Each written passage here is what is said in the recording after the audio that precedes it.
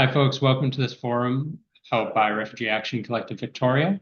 We're here today to speak about the rise of Islamophobia and particularly the Australian Liberal government, not Labor government's part in stoking that through their racist policies. Particularly recently, we've seen this racist immigration ban on Iranians that's particularly targeting those who are potentially going to be fleeing their homes in a time of war that our government is supporting.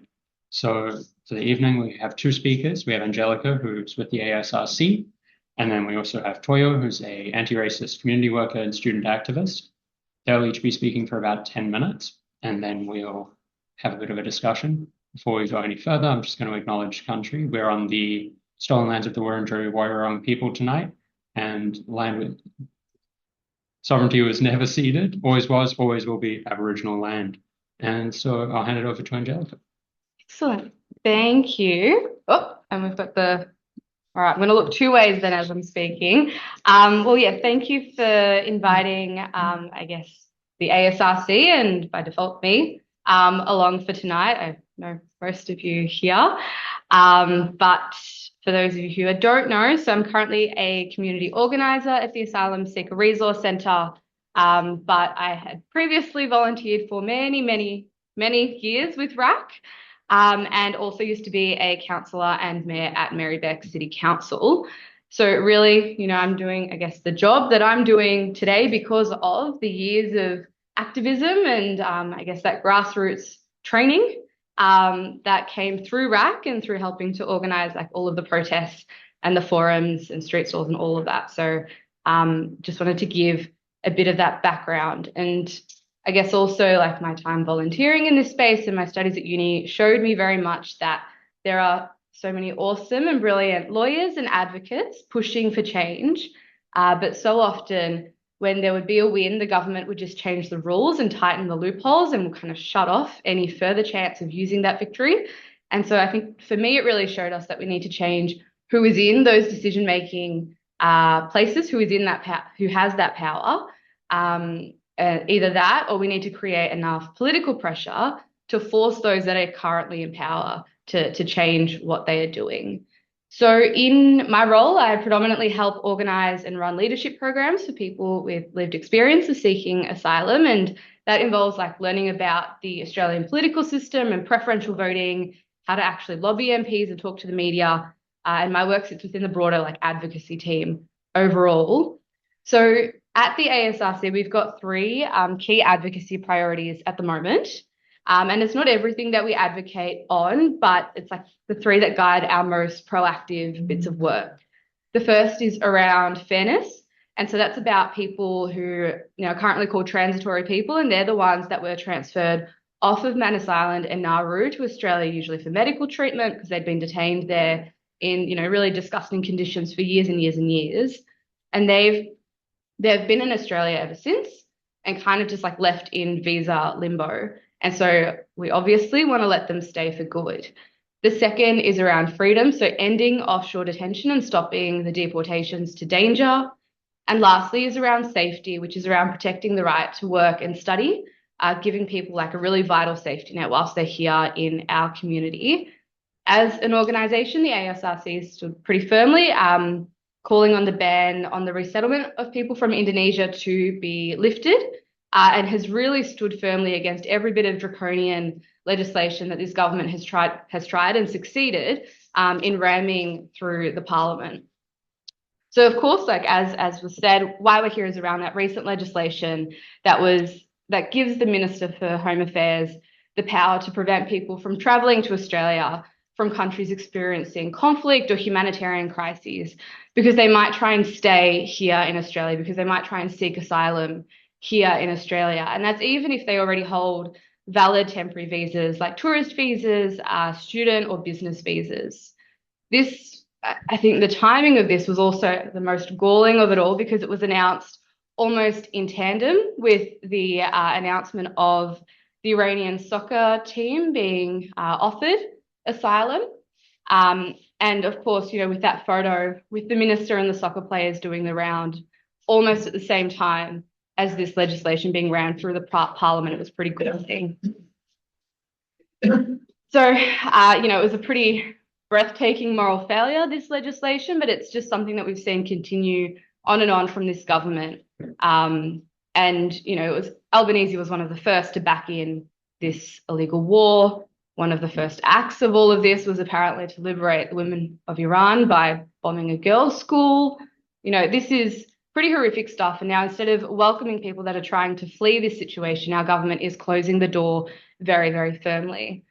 Of course, the minister already has godlike powers. He already can do most of what he wants anyway with very little oversight and accountability, and now he's got this power. I wanted to also take a moment to compare the situation to previous examples of people fleeing war and conflict, because I think that really shows the difference in how people are being treated. So with Afghanistan and Ukraine, people were able to come into Australia under tourist visas. And that gave them a really practical way to get into the country and then apply for asylum, and then those processes could be followed. Even Tony Abbott created a direct pathway for Syrians back around 2015, and he brought in an additional 12,000 people who are fleeing the brutality there. You know, that's from Tony Abbott, who, you know, you see the nods and the cringing smiles, like that's from this guy, Tony Abbott. And then from this government, we're seeing a closing of the door and a further closing off of this country's humanity. So this is just, you know, yet another example of the further descent in anti-refugee legislation. And it builds on top of the end of 2024, when the government rammed through the 3 brutal bills through the parliament. And these are things that they opposed whilst in opposition, but then now that they have the power to do something about it, now that they're actually in government, they're the ones proposing it.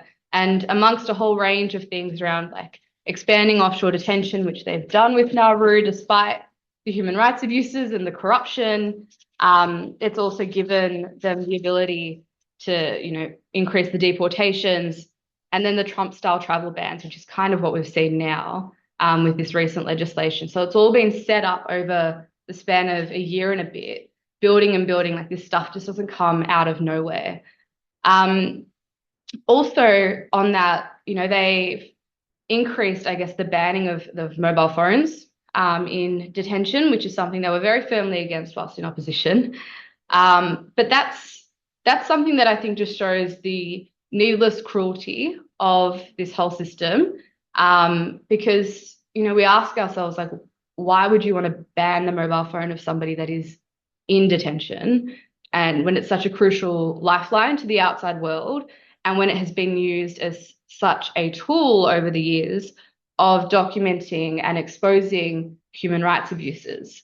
And so I think for me, in my mind, I'm like, it's because the government wants people out of sight, out of mind. They think if we can't see people and we can't see exactly what they're going through, they think that the Australian public won't care about them. So it all kind of feeds and builds onto one another. But, you know, that's kind of this current government. But like, let's not to be outdone, we also within the last week had the Liberals, Angus Taylor and all of that lot with their migration announcements. And I was scrolling on Instagram the other day, and for some reason, Bridget McKenzie video popped into my feed, which I don't know, my algorithm's not supposed to give me that, but it did. And she was saying something like, if you don't believe that women should be the prime minister, if you don't believe in marriage equality, and if you don't believe in freedom, you shouldn't be allowed into Australia. Like that was the video. She was sitting at a desk saying this. And again, there's that hypocrisy there, right? From these people in power. This is coming from a coalition that rolled its first female leader in Susan Lee, like what, after 9 months? A party that only legislated marriage equality after that plebiscite, and a party that's got a long-standing tradition of really clamping down on the right to protest and the freedom of assembly. I think it's kind of clear to us as we see that, you know, on all sides of politics here, the only self-serving ones, they're not migrants, they're the people that are in power. They're the ones that, you know, have got their big business backing them, trying to sow fear and division to pit us against one another, to distract us from what they're doing to other people in our name. On the hypocrisy and the rhetoric around the self-serving migrants, it's pretty dangerous. It's just ridiculous. But it's also tired and lazy. And it's the same sort of thing about migrants that has been said for decades and decades and decades. Like, it's nothing new in this country to have these sorts of politicians pushing these lines. The same sort of thing about supposedly incompatible values was said like about people like my grandparents, like other Greek and Italians that came to Australia back then, like people from Lebanon or the Middle East, even way back to when like the Irish came in the colonization days, right? Like, this has been a whole series of really tired tropes that gets rolled out when things are difficult and people in power want somebody to blame for, or I guess to distract us from their own failures of government. As somebody that's been working or volunteering in this sector and other like political spaces for almost a decade now, I think it's clear that we're in a really critical moment. We shouldn't underestimate the rise of the far right.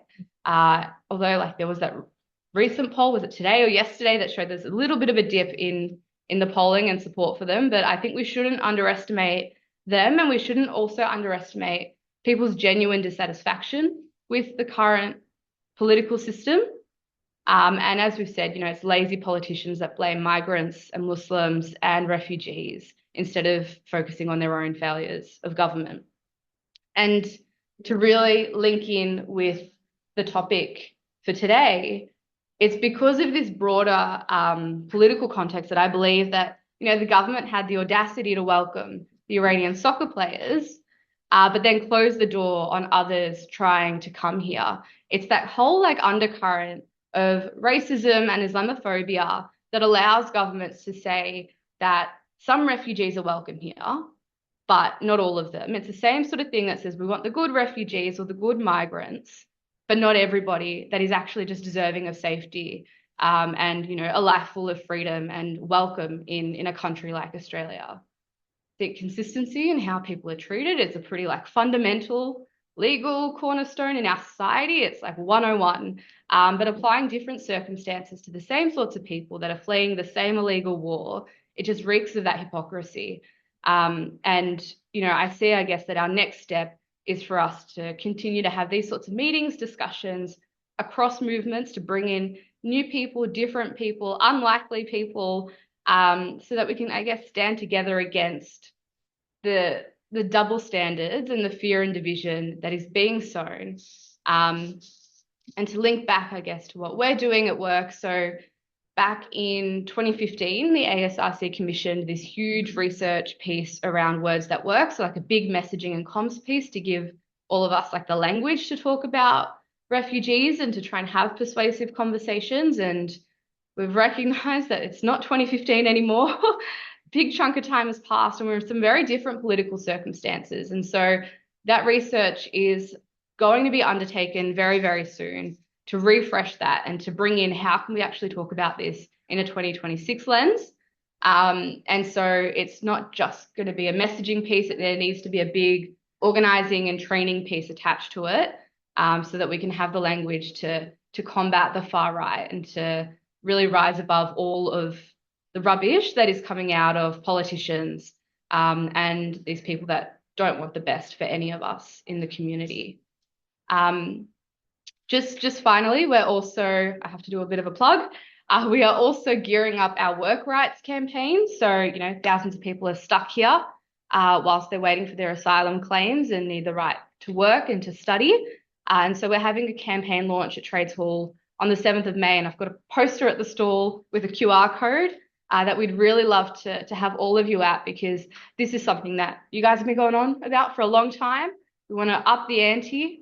The minister doesn't need any legislation. He can just do it if he feels like it, which is like a lot of the minister's power. So we want to put the political pressure on him to say there's people here. We have job skill shortages. We have a shortage of workers here, people who want to work, want to study and contribute. And so let's dial up the pressure on that. So that's kind of a bit of a range of what I wanted to raise this evening. But I guess the takeaway for us is that we're at this really critical moment in time. And it's been building and building in terms of this government's anti-refugee legislation and sentiment, and we've got the Liberals taking it to the next level. So it's up to us to put forward, I guess, a different option for people, to reach out to new people and to say, actually, there is a better way, and we can treat people fairly and consistently, because no matter how people come here or no matter where they come from, they're all deserving of safety and of welcome. So thank you all for having me tonight.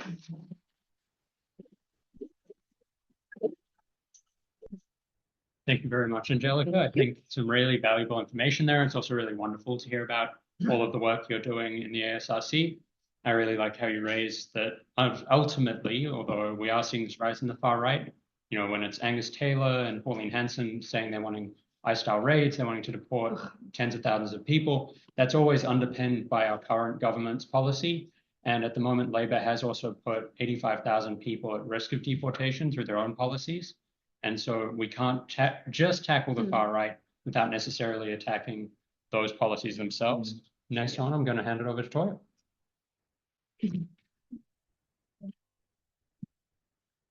Good evening, everyone. Apologies, I have got some prepared statements, but I was called into this last minute. So I'll talk a bit about myself, and then I'll talk a bit about why this issue is not just a issue of like anti-Iranian sentiment, or whether it's an issue of the time specifically, but this is very broadly connected into structural Islamophobia and structural racism within this country, and that it requires really broad-based alliance building and coalition building in order to change the way that we talk about this, because if we continue to fight in the same framing, we're going to really struggle, because the framing's built to work against us. Before going into that, I just want to again acknowledge country, just acknowledge that we're meeting here on Wurundjeri country of the Eastern Kulin Nation, and that whenever we're talking about work that involves anti-racism, it is work that has to fundamentally be grounded in ensuring that First Nations justice is also a part of that, and also in the practices that First Nations communities have shown us. One of the things that I attended over the weekend was the National Walk for Truth, and there was this beautiful statement from one of the aunties speaking at the steps of Parliament, which was that this land has always been welcoming to those who treat it with respect. And that is not what this government's policy represents, but it is what is practiced on this country and has been practiced on this country since time immemorial by the Kulin Nation and all Aboriginal and First Nations communities. So why does this decision around Iranian visa holders represent, in my mind, something greater? I think a lot of what like Angelica's comparisons to the past are really insightful here. That when we're talking about things that have happened previously, we've been willing to accept a portion of refugees and asylum seekers from across the world who are suffering from conflict. There's instances of accepting refugees from Syria. There's, of course, if you go further back, you can talk about Vietnam. You can talk about all of these cases where there was a large intake. Although it has always, although certainly at the time, the rhetoric that was engaged in by not just like ordinary people, but by decision makers around like bringing in of Syrian refugees, I think should have given us a heads up that this was inevitably going to be the direction. That I very distinctly remember in 2014, 2015, the rhetoric around Syrian refugees coming to this country, even though they were able to, from some actors within the government, some actors within the Liberal Party, and definitely actors within groups like One Nation, showed us the direction of travel that I think we reach at today. And of course, the other comparison to make, which was the comparison that was also made around Gaza and our unwillingness to accept refugees from Gaza and Palestine, was of course to Ukraine. We made completely the right decision as an Australian government in accepting accepting as many refugees as you could from Ukraine, opening up humanitarian pathways and creating loopholes for thousands and thousands of people to come to this country. Those are all well and good things, and you didn't hear a squeak about it from the kind of actors that said horrible things about Syrians, said horrible things about Afghanis, and now say horrible things about Iranians. This was an issue of race, because it was about the way that people looked when they arrived in this country, the way that people looked when people interacted with them in the street. And therefore, this is, of course, grounded in a broader anti-racism work. Where does my expertise come into this? So I have worked for 2 years at an organization. I worked for 2 years at an organization which is actually just down the road from here, which is the Centre for Multicultural Youth, on the intersection of Faraday and I can't actually remember the other street. It's on Faraday. And in that space, I had the amazing opportunity to work with a lot of young, recently arrived refugees, asylum seekers, people fleeing conflict, who were all engaged in really, really inspiring work to try and tackle the kind of racist narratives that occur in this country around, around a lot of people that arrive here. And that was really, really impactful. My mom, of course, migrated to this country. I definitely acknowledge the privilege of not just being of being able to mostly pass. Being half white in this country is certainly a blessing. And also that, my mom came from theoretically one of the good countries, the one that spoke English, the one that was Christian, the one that had links to Australia for a really, really long time.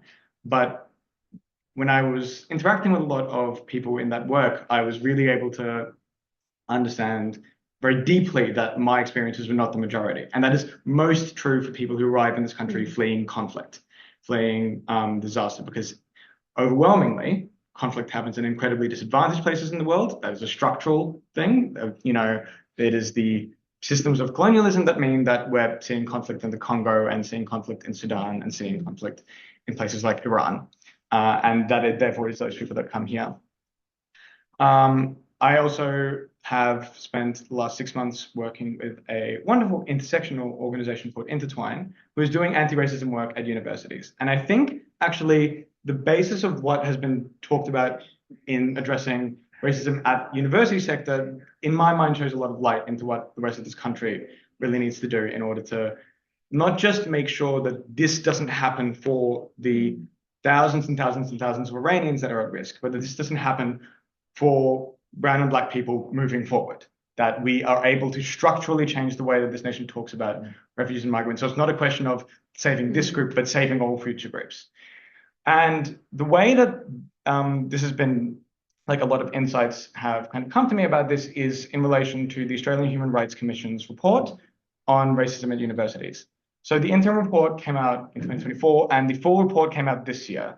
And it shows a lot of really, really interesting things. It firstly shows that universities are places that students and staff consistently experience racism. It shows that this is most felt by people who are visibly different. They notice specifically that religiously observing Jews, Palestinians, people from countries like Sudan, and First Nations Australians all experience incredibly high levels of racism. And that kind of visible difference is a very big part of that. If you are able to blend in, it is less of a concern, but it is still there. There are still a lot of microaggressions. There's still a kind of, and notably, the one thing that this report is very, very, very adamant about is that this problem is structural within universities. It is not the fault of individual lecturers, or individual tutors, or individuals as students, but there is a structural issue around the way that education is framed, that racism is framed, that means that this is an ongoing issue. And the thing that I think the biggest insight that it provides is its recommendations. This is also echoed in the anti-racism strategy that has been talked about for many, many years in this country and never meaningfully implemented. But that when we tackle racism and Islamophobia, it has to be done in a way that is bringing everyone along with us, that brings everyone along, that acknowledges lateral violence and does what it can to resolve it, and that views this as part of a much broader system of oppression so that people can build those sympathies, build and overcome the cultural and structural racism in this country. So what do I mean by those three things? So the first thing it needs to do is that it needs to be able to bring everyone along with it. That individual campaigns around racism, whether that is trying to tackle Islamophobia, anti-Semitism, don't work alone. They never are able to work alone.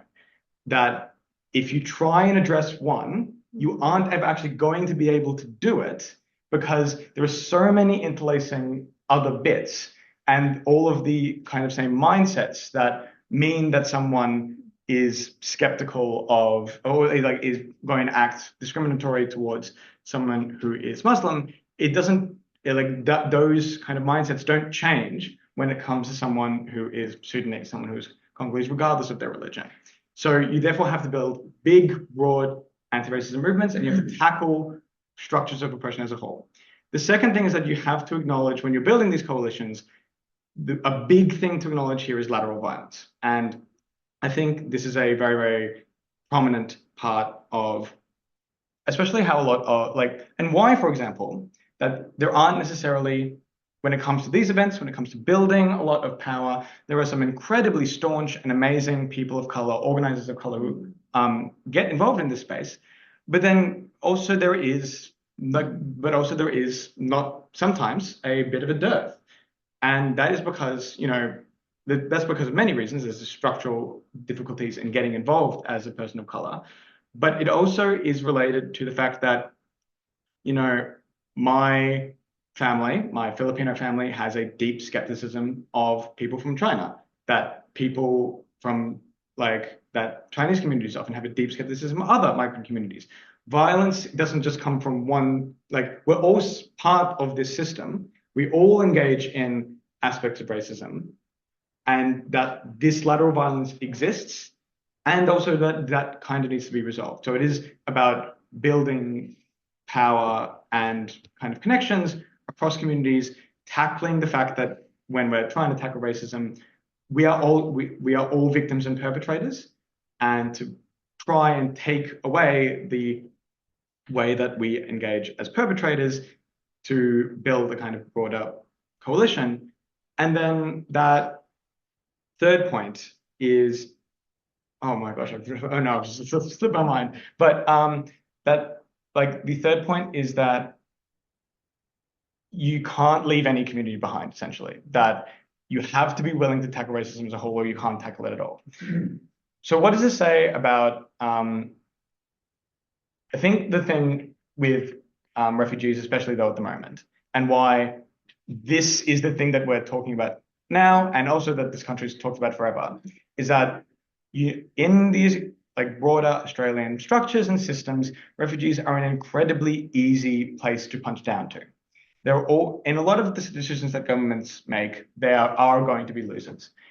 And refugees are, broadly, structurally, they don't necessarily have the benefit of having lived in this country and therefore knowing the ways that we advocate, push legislators, push for legislation, which is exactly why the work that Angelica and the ASRC do is so important. Because if you punch down on them, because of structural barriers, they will struggle to fight back often. Additionally, they are a comparatively small group that a lot of regular Australians will go about their everyday lives without necessarily having seen someone who is a refugee or asylum seeker. But that doesn't mean that we can't inflate their own, and bring them to be the main point of discussion, even though this country has never really accepted large numbers of refugees and asylum seekers. But the other thing here is that why is this happening, especially now, is that there are a lot of other structural concerns around the lack of truth, the inability of us to agree on a universal objective truth. That means that it is convenient, or even when it isn't true, it almost doesn't matter now. That it doesn't matter that when Angus Taylor says that there are so many migrants leeching off the welfare system that they're not being efficient, it doesn't matter that that's not true, because it is said in echo chambers, it goes to voters, it makes people scared. And to be very, very frank, the other side, often our side, isn't engaging in those same strategies to combat that narrative in those same spaces. It is And there are, of course, structural reasons for that. For example, Twitter is a hard place to be a leftist at the moment, and it's not necessarily easy to get the message of I love refugees and we want to be welcoming to go viral on Twitter. But also it is the fact that we just struggle to communicate that message clearly in a way that resonates with the person on the other side. And that's something that the right is able to do. And it's something that groups, that an organization like the, oh my gosh, I've spoken over, I've wrapped this up, but it's also something that Labor is able to engage in, that they're able to punch down, that they're able to get those votes for the people that don't like, that are scared about refugees. But then when it comes to the thing that young progressives like myself see, they see the Iranian football team, right?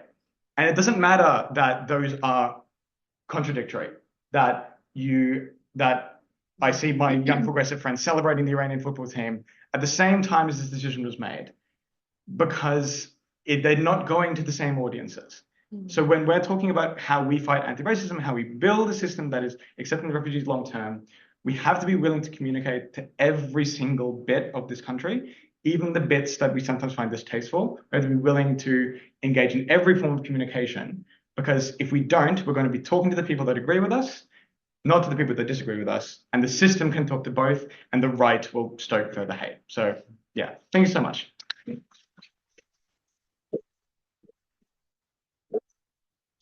Thank you so much, Toyo. And so now we're going to enter into a bit of discussion, Q&A section of the evening. So how this will work for people that are new is that I'm going to take some contributions or questions from the floor. We'll limit things to 2 or 3 minutes per person. I'll tap on the table when your time is up. If you're online, just raise your hand and then we'll take anything from there. And then I'll take 2 or 3 at a time and we'll hand it back to our speakers to respond. Would anyone else like to begin? I've got a question. Thank you both. That was really good. Good different lenses to understand perspectives from both of your faces. I think like talking to people outside my echo chamber has been something I've thought about for a while. And I think that you just raised a really good point that having conversations with those people, albeit sometimes it feels like it's very easy to say, oh, they're not going to change. It's just no point. Like, let's just leave it to save our own sanity, which is fair. But, you know, anyone from the group or from yourselves, like, I guess some of the people on the far right and the way that fear connects them is like often talking about the economy or talking about things being made here or talking about your sense of safety in your community, like that sort of stuff. It's like that rhetoric that really sinks into people's mind. And I saw something recently was about like Centrelink fraud from migrants, but then it was like this white woman who was frauding Centrelink, and it was just like spoken about for like 1 second. And so it's like, I guess, fraud and deceit, or in opposite to that, like really genuine behavior, community behavior, like that spans across all humans. Like all cultures have these human innate behaviors. So my question is like, what do you think are some ways or questions that we could approach someone with really staunch views because they've heard that media? Like, I guess you could say everyone's impacted by the media we watch, so are we as well. But like, are there any approaches or advice that you could give around how to like not shut the conversation down immediately, because I feel like that just then goes nowhere. So are there any things around the economy or around just general things about the media that they are consuming where you could feel the conversations a bit more progressive rather than just both people shut down? I know it's a tricky thing to do, but just wondering if you have any successes or any advice or spaces that you've spoken to that are a little bit outside your own, as you say, like echo chambers. Yeah. I'm happy to chime in first. So I think there's a few different bits to that, and obviously, I think for many of us, our first instinct is if you don't agree with me, like, we'll just stay away, because it is easier and because, you know, you don't have to challenge that, and sometimes it's, you know, you feel like this is going to be such a headache and a bit difficult. But that's, I guess, how we've kind of gotten to this polarized point of view in the first place. I guess part of it is it will be quite useful when our research messaging comes out as to how to have these conversations. But I think something that I'm seeing a lot, both overseas and also finally starting here, is around saying, well, actually, like, let's talk about who is funding these people on the far right.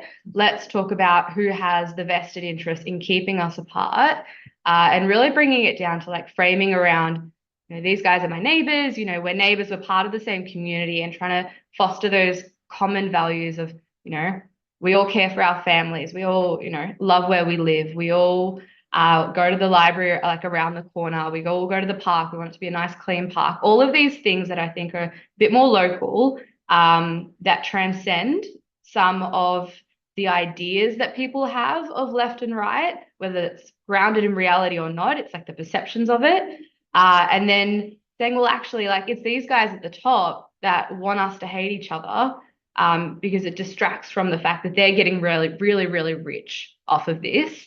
And, you know, we're all like, you know, housing's getting worse, cost of living is getting worse, the environment is on the edge of collapse. There's all of these things that they don't want us to think about. And I think finding that separate common enemy is quite useful. But also it always takes more than one conversation with people, which I don't know if it's like, if it's an extended family member, if it's someone on the street, it's a very different vibe. But I've also found that separately in door knocking and in talking to people, you can kind of frame it as, you know, when you want to talk about politics, like, are you over politics, or are you like, what is it specifically? And then when people are like, I hate them all, you can be like, yeah, I agree, it needs to change. So I think coming from that, yeah, things are pretty terrible right now, what should we do about it, is a pretty solid like first approach.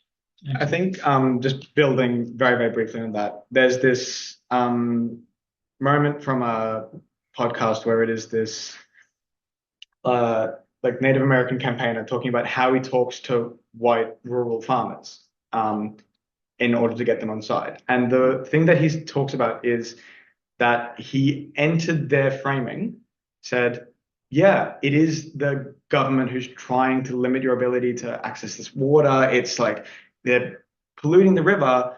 And also, by the way, it's hurting our communities as well. So it's building the kind of that moment of like, oh, wait, we're both being screwed by the same thing.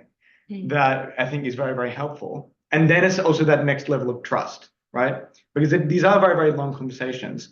But kind of even going back to my discussion around like the kind of lateral violence and making sure that we're not fighting each other, is that in order for I know that in order for if I need to get the Filipino community to show up for a like anti-Islamophobia rally, I also need to, I think generally the Filipino community also needs to know that we're backing them as well. That so if we go into those spaces with the intention to show these people, yeah, we're fighting for you, you're part of this movement, and then they're more incentivized to also show up when we say, actually, we need to tackle Islamophobia, and they're more likely and they're more inclined to agree, because that kind of trust is something that I think a lot of the kind of society is really aching for at the moment. Yeah, that's all of them. Thank you. That's Chris? One issue was the right I've been pushing a lot lately is the question of housing. Now there is housing crisis. So houses getting more expensive, so repayments getting higher, and rents getting higher, and all of that. Now the right wing blames migrants for that, including refugees.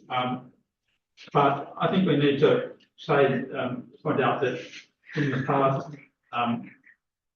governments built houses for new migrants. In the 50s and 60s, housing commissions in the various states built houses. You know, they wanted migration, of course, white migrants from Europe, but nevertheless, they did want migration, and they actually built houses they even built whole new suburbs for not just for migrants, but also Australian workers who would be working at, say, like the General Motors factory in Elizabeth in South Australia, which is a new town later built by the state government for new migrants. And now, today we have government's demolishing public housing, which sort of forces people into the private rental market and forces up prices in rent. So I think that's one of the kind of links we can make, that the right wing tries to blame migrants, but they are the ones who are, well, not just Liberal but Labor, particularly in Victoria, Labor is actually to blame for creating this housing crisis or helping Australia. Might hand it over to Karen now. Yeah, I think just building onto that conversation about how we have conversations, one of the rules of thumb that I've used over time is that there are 20% of people that already agree with this, there are 20% of people that will never agree with this, and there are 60% that are persuadable. Now, with the social media and traditional media sort of thriving on outrage and encouraging outrage because that drives engagement and builds their advertising, it's difficult to get tolerant messages. I mean, the point about not getting any traction on Twitter with a supportive, tolerant message is deliberate, as we know. So I think I bring that up to give us optimism in having those conversations, because most of the people that you'll be having the conversations with are in that persuadable camp, and they will live in a world where they're sort of busy with their everyday life, you know, getting their kids to school, dealing with the price of petrol and all, the cost of living crisis, and all that sort of stuff. And so if they're being told by whatever media that they're reading that the government's got this under control, they sort of go, okay, well, I don't need to think about that. That was a problem. I don't need to think about it because it's over there. But once they start engaging, and once you can humanise it and bring it into, your neighbour was Muslim, but you borrowed their mower or whatever, whatever the example is. But once you humanise it, they go, well, maybe it's not so bad. Maybe I don't need to be listening to that sort of point of view anymore. They become on side. So I guess it's always important to, I guess, approach those conversations not as an oppositional one, but as a persuasive point of view. Just, I guess, the example that you gave about the Native American going to farms, it's persuasion, not opposition. And it can be difficult because there's sort of a tradition of opposition and confrontation, but that's not going to bring that sort of 60% along with it. So that's I think we need to have our facts, and we need to do that. We need to have the facts at hand. We need to, but you can also talk a big picture. Traffic's a problem. Traffic's a problem because there's been 50 years of underinvestment in public transport and 50 years of underinvestment in roads, and it's not 3,000 refugees that is causing the traffic jam. It's not a few thousand refugees, or it's not Muslims that are causing a housing crisis that has been 60 years in the making. So once you sort of bring a few of those sort of big picture people go, oh, it is hard to believe that it's all down to one small group that's creating these problems. Excellent. Now I'll hand it over to David. Yeah, thanks to both the speakers. I think it's worth reminding ourselves that how big a problem Islamophobia is at the moment. I mean, there's been a very sharp increase in reports of attacks on Muslims, verbal, physical, online, and so on. Women are particularly vulnerable if they're wearing the hijab because they're identifiable. And then you think of incidents like there was a far-right racist burst into an iftar dinner in Bendigo a few weeks ago, yelling abuse. The Islamic Council of Victoria had to close its mosque in West Melbourne a couple of weeks ago because a suspicious package was left on the doorstep. There was the imam and his wife who were forced off the road down in the southeastern suburbs, which sort of reminds me of sort of what we've seen on screen about Mississippi. With people being forced off the road by sort of racists, and so on and so on. And I think we have to say Labor bears a big chunk of the responsibility for this, because it was Pauline Hanson who said there are no good Muslims, but it was Anthony Albanese, the Prime Minister, who said, I don't want the ISIS brides and their children coming from Syria. And this is mostly children we're talking about. So Hanson says there are no good Muslims. The Labour Prime Minister says yes, and these Muslims are so dangerous, even when they're children, that we can't allow them into this country. And I think you can see that reflected in the legislation that Angelica outlined, the ban on Iranian preachers, although none of them have actually been accused or found guilty of violence. The banning of Hizb ut-Tahrir, again, their language, their politics is purely verbal, nothing physical. The police beat up Muslim men praying outside Sydney Town Hall during the Herzog rally, and the Labour Premier refuses to apologise. So you build up an atmosphere in which it is so easy for Hanson to actually say, Muslims are a problem, and for Angus Taylor desperately trying to catch up with One Nation to echo those arguments. And of course, we should reject Taylor's arguments, we should reject One Nation, but it's absolutely crucial that we challenge Labor. And that's one thing that RAC has done consistently. All this legislation that Angelica outlined, we've been on the streets, we've made statements, we've used social media to the best we can. One final point about all this is, I think one of the reasons why Islamophobia has got worse is that the government has put an enormous focus on anti-Semitism. And I don't think really the focus is on anti-Semitism. The focus is on criticism of Israel. Overwhelmingly, what they call anti-Semitism is what we call standing up against genocide.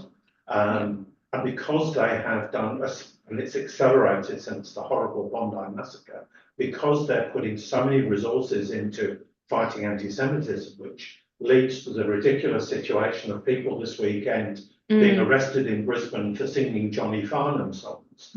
That, From the River to the Sea is two strong arms. I was watching the video anyway, doesn't matter. But the emphasis on fighting anti-Semitism has completely drained the focus, the energy, the resources being put into fighting racism in general. So I think that's another way. When we stand up for Palestine and stand against anti-Semitism, it's crucial that we say that you can't fight anti-Semitism by itself. You can't fight Islamophobia by itself. You've got to fight racism, and they're two manifestations of it. Exactly. Now bring it back to Angelica. I don't have much to say to that. Excellent.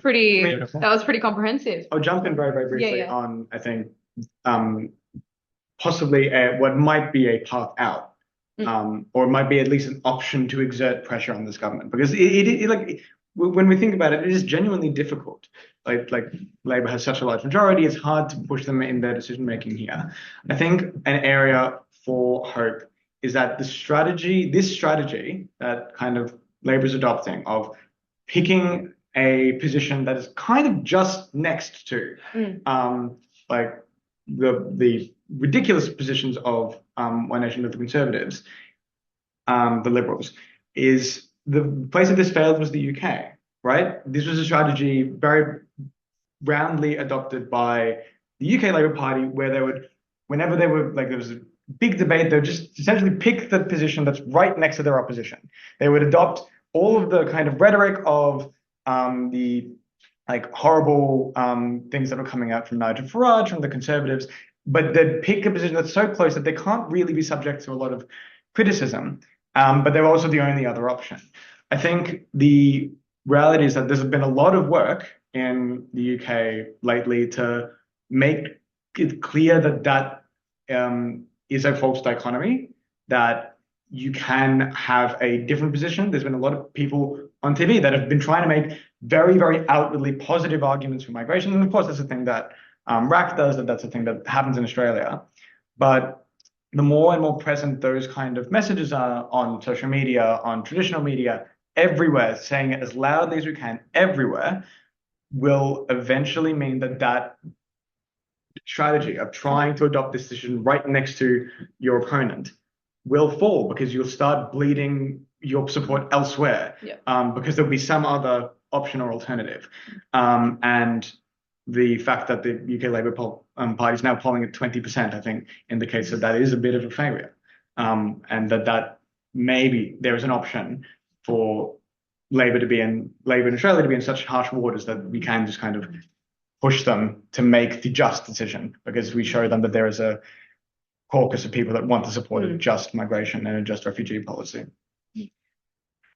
I was going to say, like, that was such an interesting point about listing all of those events, like it really paints a picture of what's happening. But something that is quite optimistic for me is like, there's a lot of people, like people in the room here and people feeling that there's something wrong with the media and how things are portrayed. And I was sort of starting to think it was all doomed. But then I'm in my early 30s and try to find media sources that are good. But if there is anyone that you're talking to, like your kids or your friends, there's quite a few people on social media trying to harness it for a better way of looking at the media. So there's a few different people, like there's Good Podcast at Media, the Lamestream podcast. There's quite a few, like even Big Small Talk, which is a young woman who's created her own media company. Like the good thing is that there is quite a lot of young people who are trying to shift narratives and like analyze what's being said in the media. And that Angus Taylor thing that you were talking about, like I noticed that he said genocidal protest. And I'm like, what? I'm like, what even is that? Like, you know, people just listen to these things without thinking about it at all. So there is actually like quite a few people, because social media isn't as, you know, I guess regulated as the mainstream Murdoch media, there's actually also some really good people posting articles or posting things and saying, actually think about this, like it actually doesn't make any sense. And it is generating a lot of attention and more. So I think that's one thing that's a positive when it's easy to think that, you know, it's all too overwhelming. Yeah. And also, like, I know it can be really, really awkward, but that person can also be all of you. I know that it's like weird and difficult, and when you go on social media, it sometimes feels like, oh, this is just so hard, and like, there's these great people that I'm following, but I know like that message, but that there is also so much space for just a genuine, authentic talk to the camera that you post with no editing. That is just something in the sea of content that people will latch onto. And this is, at least on social media, very much a fight of quantity. So even if it is just like a comment that you leave on a post or an article, anything, just having your voice out there is genuinely helpful. Yeah, so we've got a couple more people on the speaking list, and so we'll take those contributions, and then if anyone else has anything they'd like to add, just raise your hand and I'll add you to the speaking list. And then we'll go back to our speakers for some final statements. Jasmine? Oh, yeah, I mean, thank you for such a great introduction to this discussion. I think, yeah, it's really good to be able to have this discussion where we can kind of hear from a few people as well. And thanks to Toyo for coming in last minute. We were supposed to have Rayane Hawli, who's a council for Hobson's Bay, and spoke at our forum against racism a while ago. And she's also in Labour Friends of Palestine, which kind of links to that question around, and Muslim herself, that question around, you know, why the government are keen to kind of whip up Islamophobia and, you know, this supposed, yeah, it's exactly echoing what David said, you know, equating criticism of Israel with anti-Semitism whilst ignoring the real threat of anti-Semitism actually that's coming from the far right. And you're seeing such a rise in anti-Semitic conspiracies as a result of actually us being really unable to properly challenge anti-Semitism and also support Palestine. Is sort of seen as like, you can't do both. And yeah, I think part of that, understanding why this racism is happening, kind of echoing what people said, I think is so important. Like, I think Angelica's point, and David might have made this as well around, and I think, Chris talked about housing. Like, a lot of this is about whipping up division and creating a scapegoat so that they can justify, you know, the soaring cost of living prices while profits are soaring for big businesses in this country. Like, and, you know, like you're seeing with the fuel crisis, like 100%, like airlines, like with COVID, they'll get bailed out, or like the businesses will get bailed out, fuel companies will get bailed out. We won't get bailed out, we'll get asked to pay for that. How do they get away with that? Oh, let's ban Iranians, let's make it that Iranians are the problem, like they're the reason that we have this issue. We can't let them in. Like, it's creating an enemy, which, as David alluded to, like really opens the door up and allows someone so pathetic as Pauline Hanson to have any kind of platform. Like, how is she able to make a comeback? Well, they have to, you know, find people to blame, and there's a consequence to that, right? So I think like part of relating to that is like talking about what's facts and what's not, and what's the fact that this is a political choice, that there is money, you know, money can go on weapons, money can go to war, money can go to backing Israel, sending weapons to Israel, but it can't go on ordinary people.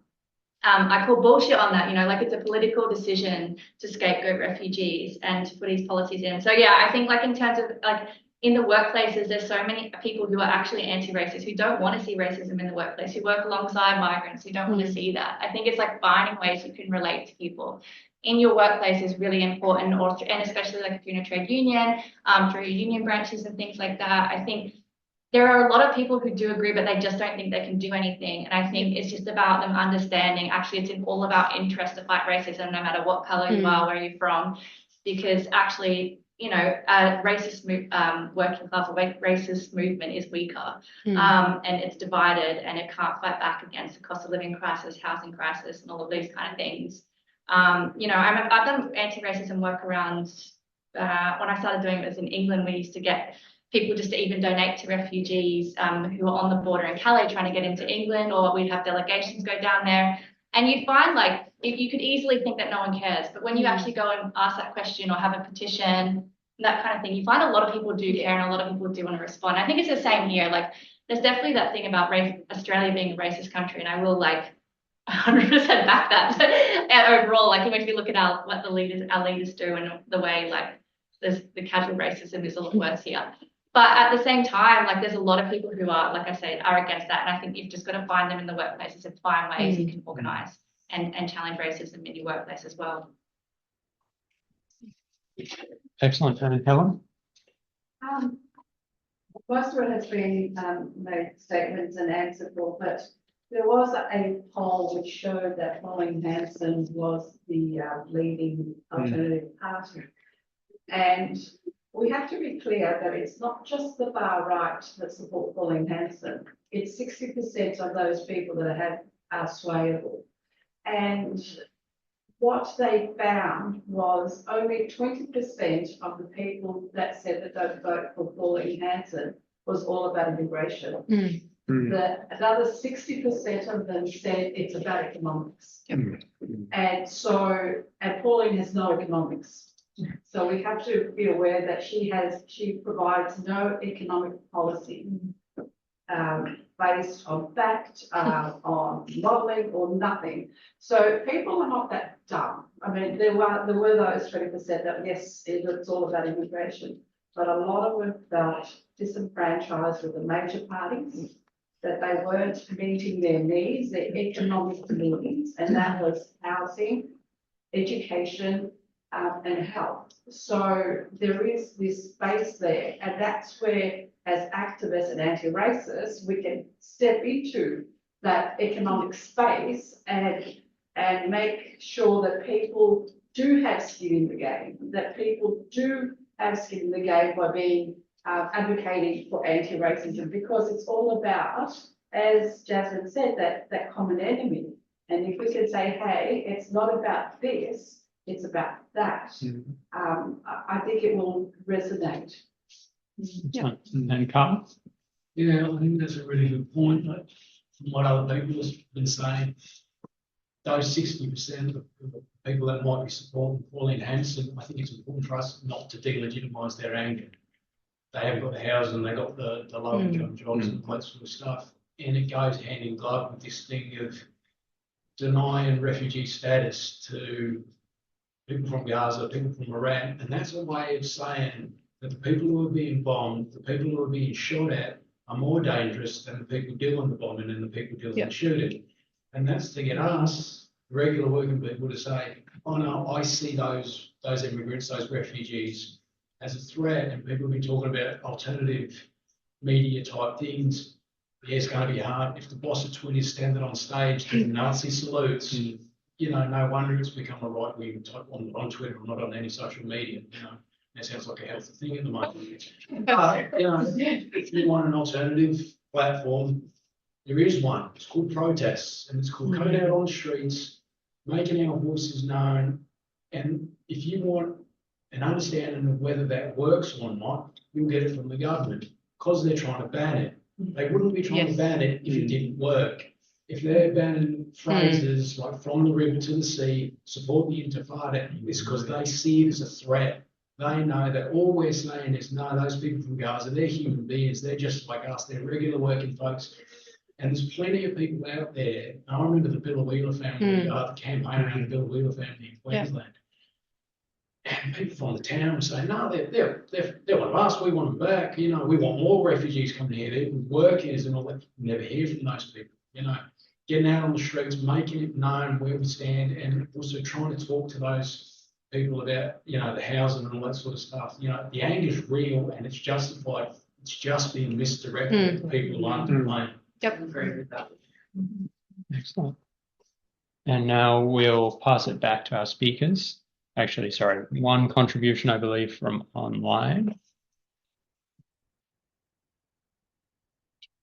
What's that one from? Kim, would you like to give that contribution? If I can. Let's see. Phones are crap usually. There we go. Yeah. Let's find a way to do it.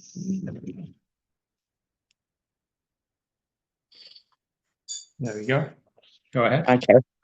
So some of you guys know me. I've been with Rec ages ago and with the guys on Menace. I went there.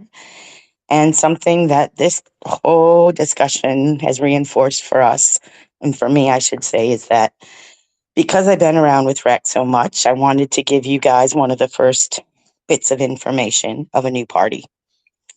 There's a Fight Back Against Racism party being started. It's having 0 membership fees. It's about having the diasporas in Victoria represent themselves. What we found out, we've done a lot of negotiating calculations. It costs over $40,000 to start a party. And we know that the working class people can't usually afford that. We're running this on a shoestring budget. Anyone got money? Let us know. But we're looking for people that also want to stand in Victoria as part of their cohort. I'll drop a link in just for the information, and we'll have our socials up on Friday, just so you guys can see. But I wanted Rec to know, because you guys have done so much with legislation as well, that we would welcome your input tremendously of key positions that are not getting pushed hard enough that you want us to push for. So we want to have an engagement with Rec people, really, to say, what do you want us to fight for? And who do we know? We know refugees can't stand because they're not citizens. But the ones that are citizens that can stand, that don't have money, are the ones we want.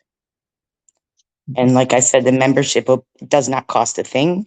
You just can't be in another political party. So I'll drop that there, and then I'll drop an email, I think, to David for everyone with more information about it.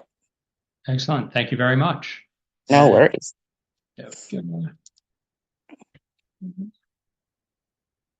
Excellent. And we'll just hand that back to our speakers. Awesome. Thank you.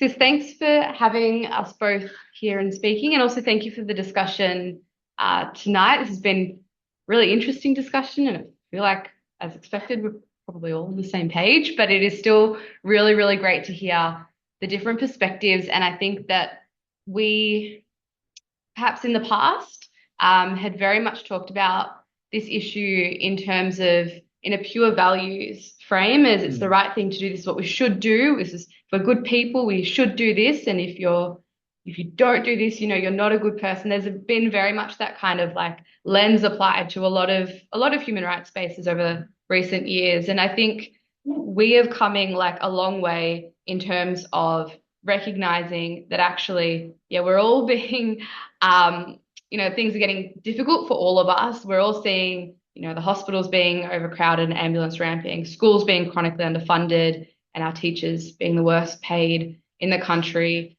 issues with climate and new coal and gas, and all of these things, and the right to protest being clamped down, as was so well said earlier.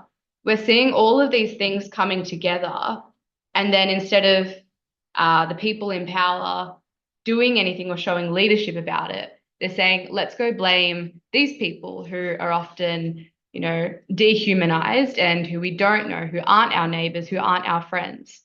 And so this is something that I think the more that we can, I guess, build in terms of our local neighborhoods, local communities, and really break down those barriers and have conversations with people, the better. And so I think this is kind of one part of it, and something that I'm sure we will continue figuring out the right language to use. But I think we're pretty much there already in terms of framing that enemy. But then getting out onto the streets and continuing with your stalls that I know you do so often. And just having conversations with our friends, families, and neighbours to say, actually, there is a better way that we can do this, and we should welcome everyone, no matter how they get here, no matter where they come from, and no matter the colour of their skin. So, thanks.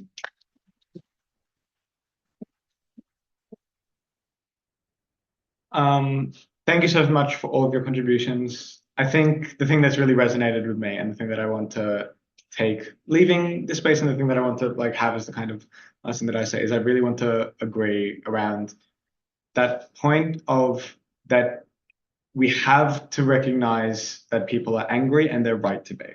This is a moment in politics and society where it's a moment for anger, but anger doesn't have to be non-productive. Anger doesn't have to be exclusive. We can build anger that is grounded in injustice, that is grounded in having as many people be on our side shouting as possible, and that is for something for something that's actually there, for a vision of our society that is that doesn't even need to be having this conversation anymore, for a vision of society that has hope.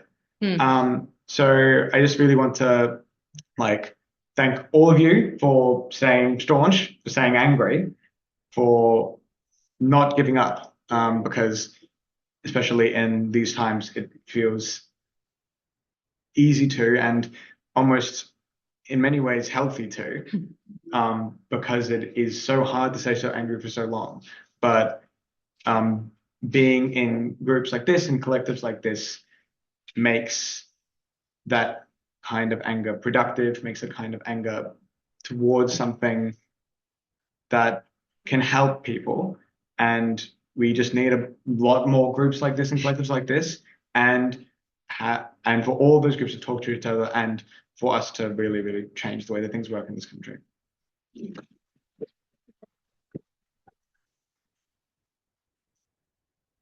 Thank you, everybody, for coming. Thank you to our speakers, and thank you to everyone else who contributed. So as RAC, we're obviously very focused on the rights of refugees and advocating for refugee justice, but we also recognize that there's a need to fight against Islamophobia, anti-Semitism, and racism as a whole. We have another forum in a month's time. If you're in the room, there's a flyer on your seat. Online, we have I believe a Facebook event is up. Yeah. And we'll drop a link into the chat. And so if you're, it's yes, thank you. It's an eyewitness report from Cox's Bazar, which is the massive refugee camp in Bangladesh, I believe. Yep. Excellent. And so if you're keen, please, have a look online, have a look at the flyer, and come along to that. Also, we meet here every Monday at 6:30 at Kathleen's Time Library, and that's an open meeting for anyone who's keen to get involved. Otherwise, please join the mailing list if you haven't already, and have a wonderful evening.